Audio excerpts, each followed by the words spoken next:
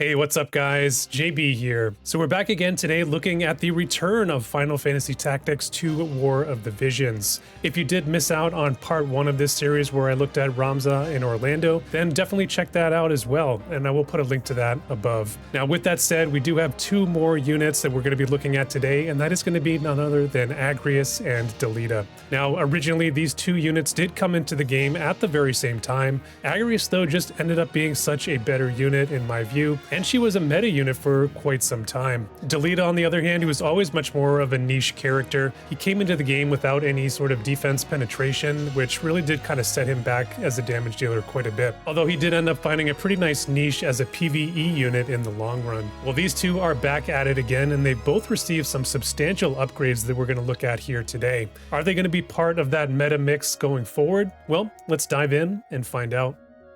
And we're going to kick it off today with Delita. As with all of these UR Tactics units, he is coming in at that 80 cost. He's going to be part of that fire element, which has been one of the strongest in the meta as of late with both Sephiroth and Summer Resnick. And similar to Orlando and Agrias, he's going to be part of that Sword A Red Mage group, one of the better job classes in the game currently. Delita does have base 3-1 movement, and similar to Ramza, he can wear any armor in the game, both cloth and plate. So definite bonus points here for his equipment flexibility. Now starting it off here with his TMR, this is the Endurance Vest. It is very similar to Ramza's TMR, only that it gives AP instead of TP. I have actually used this one for some PvE stuff a very long time ago. The game has really passed this one by though. AP is not in as short supply as it once was. So because of that, it's really not worth considering nowadays. It would have been nice if they actually made some tweaks to these older outdated TMRs. In terms of the statistics, he's got a few nice things here. He did get a bump in his HP of roughly 600. Unfortunately, I don't think that it was enough. He was starting, at a pretty low level.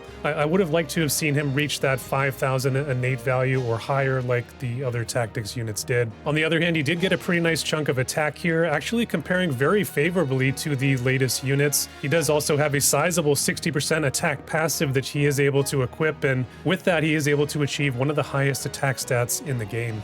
They did also give Delita here a bit more agility, coming in at 62 base, which is very high, and then 72 innate, also on the high end. So in terms of his speed, he will be competitive with modern units. They did also give him a bit of magic here as well, which is super weird because magic Delita just is never going to happen. Other than that though, everything is the same from his original version. So overall, I think that he is left a bit light here in the HP value. I would have liked to have seen a bit more luck here on top of that, just to kind of help out his accuracy numbers a bit. Other than that, I do think he's in pretty decent shape statistically. As for the defensive picture, 4 defense and 0 spirit, there were no changes there. For his resistances, they did give him an additional 10 pierce resistance, which puts him up to a starting 25%. That's going to give him a potential niche there against spear teams. Unfortunately, they have left his original weaknesses intact against both strike and magic, and the -10 to magic is especially rough. We have some incredibly powerful magic damage dealers in the meta right now that will be a significant problem for him. In terms of his ailments, he's one of the only units that I can even think of that doesn't have a third lesser ailment resistance of 10%. Normally we see the 250s and the 10. Instead, he does have a 5% weakness to Berserk there instead of that, so that is just another small knock here against this unit, and unfortunately they didn't do anything to address that. For his mastery ability, no changes there. It is a pretty good one though. With the last round of updates, he did pick up some defense pen and then the innate 50% physical barrier. For the Dream Awakening, they have doubled down on the penetrations with another 30 defense pen, which does bring him up to 60 innately, which is very strong. And then they do combo that with 30 area resist pen here as well. And this is really, I think, where you can start to see that they've gone with sort of a lighter touch here, similar to Ramza. Especially when you directly compare it to Orlando and Agrias, who got more effects here in the Awakening compared to Delita and Ramza's 2. I would have liked to have seen a third effect here, maybe some accuracy, maybe some magic resistance or unit resistance. There's just so much they could have done there that wouldn't really have upset the overall balance in a significant way. For Delita's passives, he does have a no-brainer always on. It did get enhanced in the last round of updates 2 years ago, and they have added an all-new additional effect here of an auto heal healback ability, and that does trigger at the sort of standard 50% HP threshold. So that is definitely pretty nice for his survivability, kind of combined with that innate barrier that he has. Aside from that, I think you can go for the self-sacrifice from his soldier sub job, kind of get that big attack bump, or you can maybe potentially go for that additional mobility. All right, guys, moving into the main kit here, where there have been several significant changes to his core skills. We're going to start it off here with the chant ability, which is actually one of the only ones that they didn't change. It's still a heal to an ally based on his magic value. His magic value is actually even worse than Ramza's, so this is going to be a very, very pitiful heal, maybe sort of in the 2k range at best. So I definitely recommend turning this off. It's not going to be all that valuable. Now, the second buff here that I have is actually from his main job Squire sub, and as I've said in the past, this should have been in the main job from the very beginning, because he literally doesn't have a buff in his main job. Now, normally they don't go with enhancements on the main job sub skills, but they have done that with this one. They've added a couple additional effects here. So this buff now, in addition to getting you that big attack buff and the AP consumption decrease, is going to be getting you the movement increase and the debuff weakening as well. The buff itself has been increased to that modern 4 turns of duration on top of it.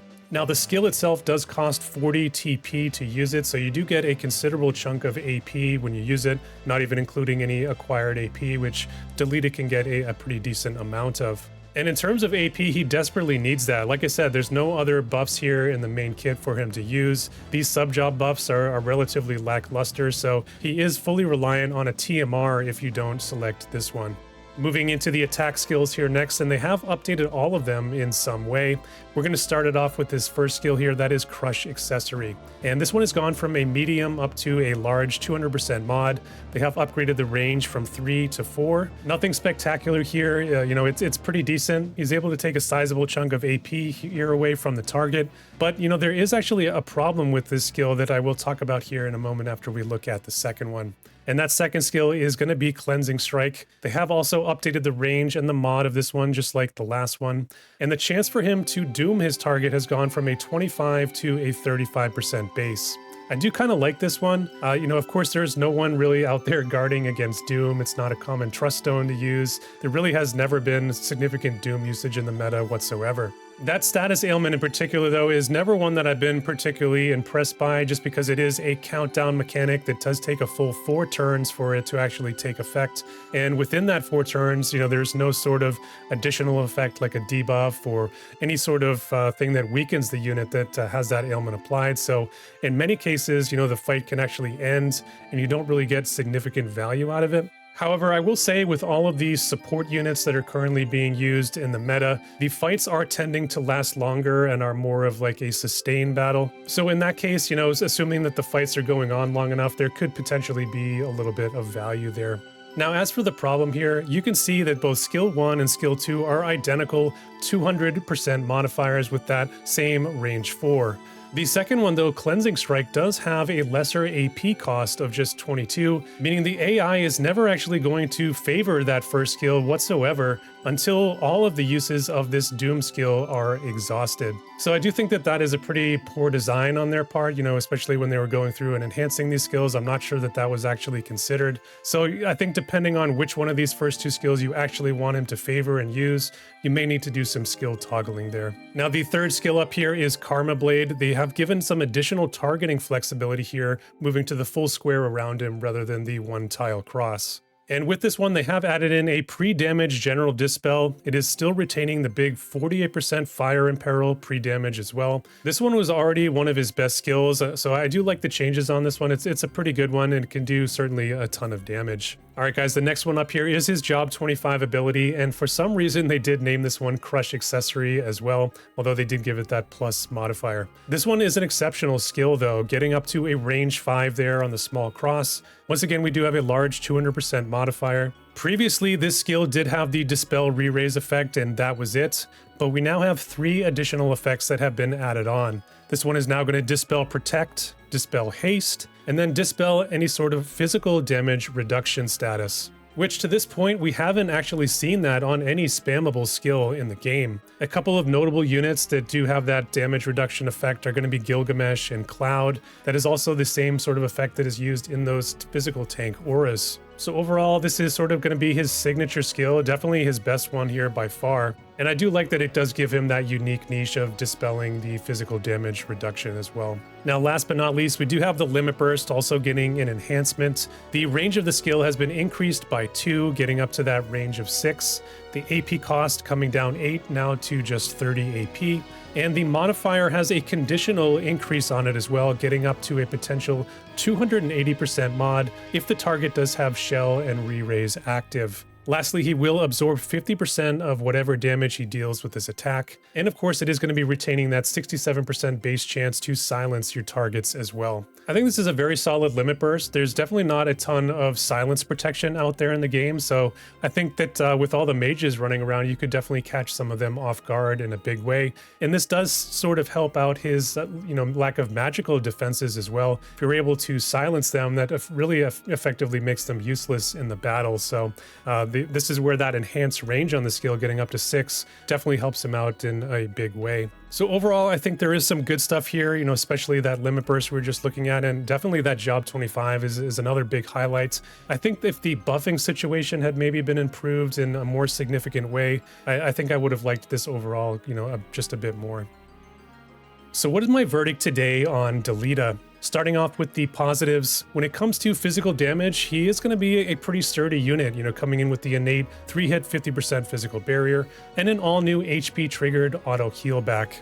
I do think those two things, along with some decent starting resistances against Slash and Pierce specifically, should have him holding up fair enough, on the battlefield. Perhaps, though, one of his most attractive attributes, though, is going to be his overall damage output and damage potential, where he is capable of achieving one of the highest attack stats in the game. And he does back that up with competitive penetrations when it comes to his Slash, defense, and even area resist penetrations. He's not going to be a one-trick pony, though, when it comes to his damage output. He does have some nice utility that has been baked into his kit with the re-raise removal, the protect and haste removal, in addition to a first-of-its-kind physical damage reduction dispel on a spammable ability. Now, last but not least, he does have a bit of an X-factor here in the form of 2 different status ailments, bringing Doom and Area of Effect Silence into the fight, the latter of which I think can significantly make up for his deficiencies when it comes against magic damage. Now, on the more negative side, compared to the latest units, Delita is coming in well below average in his hit points, and despite a nice 25 accuracy in his passive, he is only just about average when it does come to his base accuracy. In addition to those shortcomings, he is completely lacking when it does come to any party buffs of any kind, and the AP cost of his skills is actually pretty expensive, making him purely reliant on something like Ziz's Bells or using the main job Squire sub buff that we mentioned earlier. Defensively, although Delita does have a potential niche against piercing damage, his magic resistance in particular is very concerning for the current state of the game, especially when he's completely lacking when it comes to any form of unit or area resistance, or other modern tools like distance-based barriers, making the overall survivability package of this unit pretty lacking when it comes to the current PvP landscape. At the end of the day, it's clear to me that the devs really weren't intending for this unit to be excelling in the current meta, especially when you do compare the upgrades here directly to the other tactics brethren like Orlando and Agrias, who we will be looking at here shortly. That said, he has actually received some significant updates, and I don't think that he's going to be unplayable. You're just not going to be able to expect really big things out of him, in my opinion, and he's not going to be able to carry the load on his own by any means. He'll probably fare best in something like an anti-ice team along with Sephiroth, maybe kind of leaning a bit into the semi-evasion angle, or if you can find a way to reliably land that limit burst onto the key magic units in battle, maybe there could be a little bit of copium there as well. Alright guys, so that is going to leave us with the 4th and final UR unit of this collaboration, and it is none other than Agrias Oaks. So many great memories for me, of this unit. If I had to pick, one favorite out of all of them here in War of the Visions, it would definitely be this one. Of course, she is that 80 cost ice unit with the base 3-1 movement, and she does wear armors and helms. Her TMR is going to be the Holy Knight armor. I think that it's actually still pretty decent. You get the protect and shell buffs, which have actually remained pretty valuable, especially in the current meta. The drawbacks on this one is that it is a plate armor, so it does limit, who is able to actually use it and equip it. And of course, like all old TMRs, this is just a single-use effect. Now, looking at the stats here for Agrias, they have given her a significant bump in her hit points. She's going to be right there at the very, very top of the game. Only Duran currently does have a higher base HP value here than Agrias. Her innate HP though does come a bit back to earth here, kind of just in line with our current next generation average, but it is still very respectable, especially since she does have multiple passives that she can use to enhance this even further. Aside from the enhancement to her HP, they did give her a little bit of agility, bumping both her base and innate values up by 1. So from that perspective, she is actually a bit below where we are seeing current next gen units, but she is unique in the game in that she does have not one but 2 different agility passives that she is able to bring in and equip. So she is definitely going to be right there among some of the fastest units in the game if you do bring in and equip both of them. Aside from those 2 highlights though, the overall stat picture is well below where we are seeing most new units. Her base dex and luck are definitely respectable, but the total values are very much lacking. And her total accuracy as well, very lackluster at just 158 innate. They have given her a small amount of attack here, but that also does remain well below the average. Overall, I'm really not too concerned with these ancillary stats because when it comes to her main role as a frontline tank or a frontline bruiser,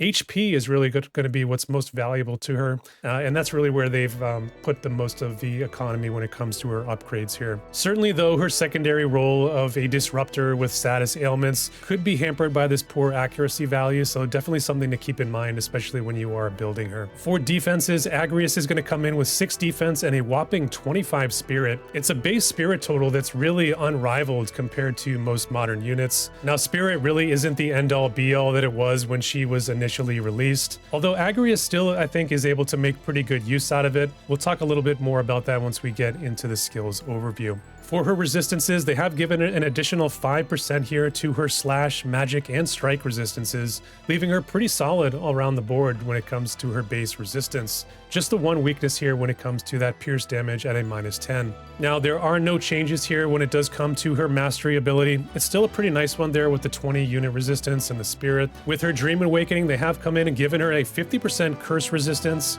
15 healing power, and then 15 debuff weakening. Curse, of course, is very relevant with Sephiroth and also Ramada and Veritas of the Frost, all having a high chance to land that particular ailment. The other 2 effects here, I think, are some of the most desirable for frontline bruisers and tanks, so I do think that this is a pretty nice upgrade here for her. Now, in terms of the passive abilities for Agrias, this is really where she's getting her first major enhancement. And as you can see, it's just insane how many effects here we have rolled in just a single passive skill. And this is her Knight's Honor passive. Initially, this was upgraded last time to have 12% agility, 12 spirit, and then the 5 innate hate, along with the 20% reduced AP consumption. Now for this one, they have added in a massive 24% HP, an additional 10% reduction in her AP cost, 12% reduction to all incoming physical damage, and an innate distance-based barrier from ranges 3 to 6 and beyond, which will be ranging from a 9% up to an 18% in total damage reduction. And those 2 mitigation effects are going to be so valuable for her. It's going to make her a much more competitive Omni tank where, she really has excelled in the past against magic damage, but I do think this makes her much more well-rounded in that regard. Now, she does get one final effect here, and it is a conditional one based on her having a regen effect active. And while that regen is active, she will have an increased chance to land her stop effect of 15%. So this directly feeds into her ability to be a disruptor or crowd control specialist. Stop is one of the most powerful status effects in the game, so having a potential 40% chance to land that is very, very nice. Now, like I was saying, the sheer volume of effects here in just a single passive is absolutely insane, easily worth 2, if not 3 passives for other units in the game. Now, unlike some of the other tactics units, she does actually have a couple of other nice passives that you can augment and put next to this one. You can bring in her cleric passive for some additional agility and spirit that would actually put her up to a 52 base spirit before you even talk about any gearing, cards, or espers. Alternatively, you could lean a bit more into the physical side and pick up her Paladin passive, which does give her some additional HP and defense. I don't think there's really any wrong answer there. I think both of them are going to be valuable kind of depending on what you need in the particular fights that you're in. All right, guys, on to the main skills here, and we're going to start off with the buffs. First up is her Princess's Royal Guard buff. In the past, this was just the first line here with the party regen effect, and that's it. Pretty forgettable. This one now is incredible. They've given an added 12 active hate here to add into that passive total. Hate generation was definitely a little bit of a weakness for her when it comes to tanking in the past, and she had to rely on her paladin skill of taunting blade in a lot of cases. So really that's no longer an issue here for Agrias, and you're no longer actually locked into using that paladin sub-job if you don't want to. They have also added in an auto heal back here, which does trigger at 50%. It's going to greatly increase her effective HP in battle. They have put this buff over the top though, and then it now adds an aura effect on top of everything else. And this is a next generation aura effect similar to Sodali's in that it affects your party and yourself as well. And those effects are going to be Shell for the 25% magic reduction, a 100% element debuff resistance, meaning that you cannot be element or all elements imperiled by any skill in the game. And lastly, it does nullify the stun ailment as well. That's actually pretty nice, but we're not actually seeing much of that status effect, at least in the current meta. So crazy, crazy stuff on this one. This one is rivaling, some of the things that Orlando got in his enhancements. And you can see they've really gone extra here on these particular two characters.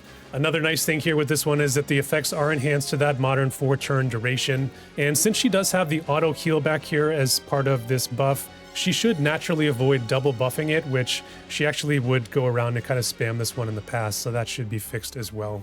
Her second buff here is Talisman. No changes to it. I recommend always turning this one off. For a secondary buff, you could look into her main job sub for the magical barrier, or her paladin sub for the physical barrier. I think either of those could be a good choice.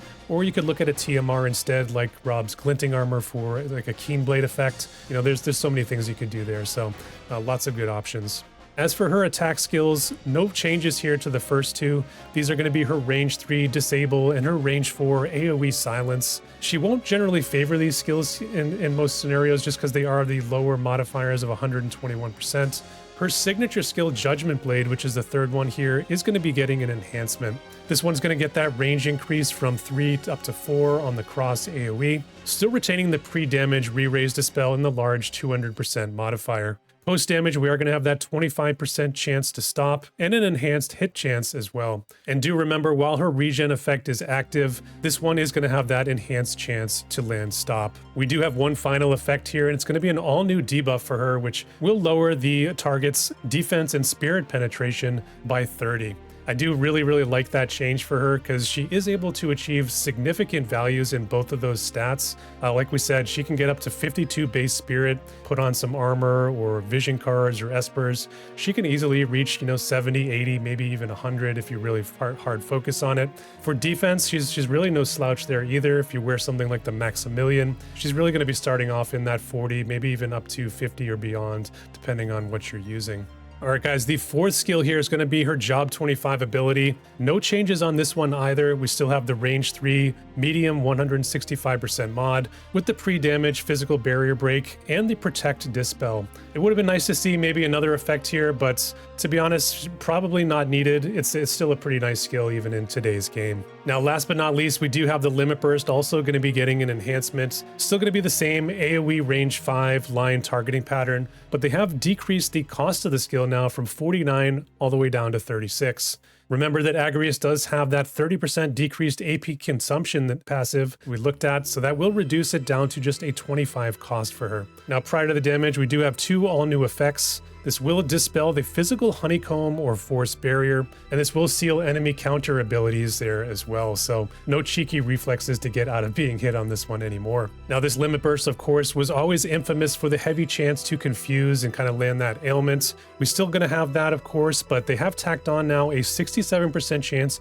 to land poison here on top of it. And then they have also made this a 100% guaranteed hit ability. So certainly a nice Limit Burst here with not just one, but two high chance status ailments and some rare utility in dispelling that distance-based barrier, kind of the cherry on top. I do like that they've made this a 100% hit effect, just because of those accuracy woes that we did kind of mention earlier. It at least gives her something in her arsenal, if she's not able to hit those high evade targets. Alright guys, so just a quick look at the Sword A Red Mage group, and I did save this here for the end because both Agrias and Delita are actually joining Orlando, and they're all going to be part of this same group. The vision card situation for the group is phenomenal. It keeps getting better with two new cards added in recently, the Halloween card and then the Nickel card, which we should be expecting here in Global in a couple more weeks. Of course, we do have 5 global exclusive cards that touch on Red Mage that don't exist over on the JP side, and that just gives us even more flexibility in sort of building out these Sword Red Mage teams. The Dwayne card, the Elena card, and then the Addison Rae card, I think, are 3 of the more notable ones that of that group. From a unit perspective, Gilgamesh and Summer Glassy still very viable and strong units. After that, there's definitely a drop-off. Howlett and Reagan, they're okay, but unfortunately the upgrades didn't really put them where they need to be. And then Ferris is in desperate need of her own upgrades as well, a little bit harder to play at the moment. On the bright side though, Orlando coming in is going to be another top flight damage option for this team. We looked at Delita earlier, of course he's pretty good on the damage side, but he is definitely more limited when it comes to his defensive prowess. Agrias, I think, is going to be another top flight option here, so there definitely is going to be some reinvigoration of Sword A Red Mage, in my opinion, after this tactics event goes live here on Global. So what is my verdict today on Agrias? Starting off with the positives, they really have managed to bolster the tanking prowess of this unit, where she's much closer to her original design, excelling against magic damage, but not going to be a slouch when it comes to physical damage either, where they have added in the physical damage reduction, the distance-based barrier, as well as the debuffs that she carries for both spirit and defense penetration. They have also given her access to an all-new next-generation aura, applying to both herself and the party, protecting your team from elemental imperils, and then providing the shell and stun resistance there on top. In my opinion, she comes in and is one of the best tanks we have access to in the game currently. Now, Agrias was also infamous in the past for her crowd control and disruption capabilities, and they have given her a boost there as well, increasing her chance to land stop with her Judgment Blade, and then adding in a high chance to poison her foes on her Limit Burst. The sheer breadth of different status effects that this unit has access to is unmatched in the current game. On the more negative side, there really wasn't any effort at all put into updating this unit's base accuracy from a statistics perspective, where she will be coming in as the least accurate of any unit in this next generation meta, even falling behind support units like Resnick and Luciel. Now fortunately, they have updated the Limit Burst to be a guaranteed hit, kind of help her out a little bit, but it is the only one that she has access to in her kit. Now this unit, like many out there, is also going to be wary of a general Dispel effect, which does have the ability to temporarily impact some facets of her aura, but maybe even more importantly, her active hate, which has always had an innate weakness to that particular effect. So there may still be some upside in running Paladin for that Taunting Blade skill, or perhaps maybe looking at something like the Bowtie, or even Fryevia's Vision card, which we have access to here in Global, which does have some innate hate baked into it as well. I think though that probably the best and most preferred option is going to be running Agrias alongside a Dispel Sealer. From a survivability standpoint, although this unit is very stout and well-rounded, there is no re-raise or courage baked into her kit, which could certainly be a problem if she is put up against very heavy physical damage or fire element teams. At the end of the day, this unit really has been resurrected from the dead and in my opinion is completely viable for the current state of the game. Could she be a top 3 or 5 pick in the meta? Well, with the overall strength of Win currently, honestly, I wouldn't rule it out, but probably not. We'll have to kind of see what happens there. I think though that this unit is very competitive and frankly very compelling with the different things that she's able to do. I think she's definitely set up for success in terms of where she comes in the elemental picture with the strength of ice and water currently, but also with their Sword A Red Mage group, which I think, this tactics event does give a big boost to and kind of gets some more viability there. So if you didn't have this unit from before, I really can't recommend it enough picking her up from the select summon that will be coming along with this tactics event. So there it is, guys. That is going to wrap up my thoughts here on Delita and Agrias. Now, unfortunately, Delita, much like Ramza, did end up on the short end of the stick when it did come to this latest round of upgrades, and probably fared the worst overall, amongst the 4 of them. That said, I do think that they have given him enough in the utility department that, even he might be usable, even if it is a relatively small or niche use case. Agrias, on the other hand, is really coming out here smelling like roses, and much like Orlando, is coming out here as basically an all-new, brand-new unit. And I couldn't be happier about that. She, like I said earlier, an all-time favorite for me, and I really can't wait to use her again. Now, I know that some of you out there, you may be wondering about Mustadio, you may be wondering about Gafgarian. I'm not going to specifically spend any time sort of reviewing their kits. Honestly, they got relatively minor upgrades in comparison. They really didn't get all that much. much. And of course, Gafgarian, that's a no-brainer to build him. He's completely free, from the event.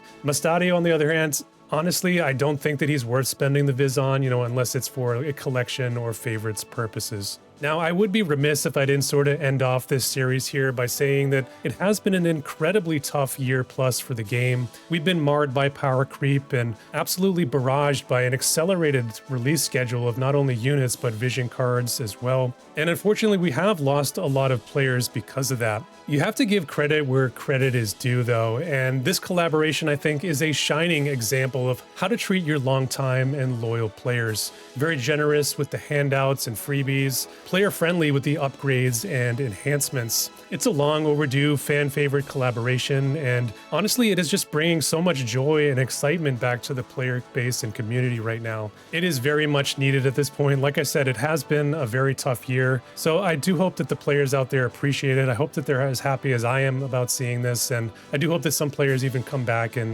have some time to enjoy the game again. So let me know what you guys think about all that in the comments down below. If you are a returning player, definitely let me know about that too. Come find us in the Discords and join the community. We'd love to see you. If you did enjoy the video today, hit that like button for me. It really helps me out with the YouTube algorithm. And if you like what I'm doing here on the channel, hit that subscribe button if you want to see more.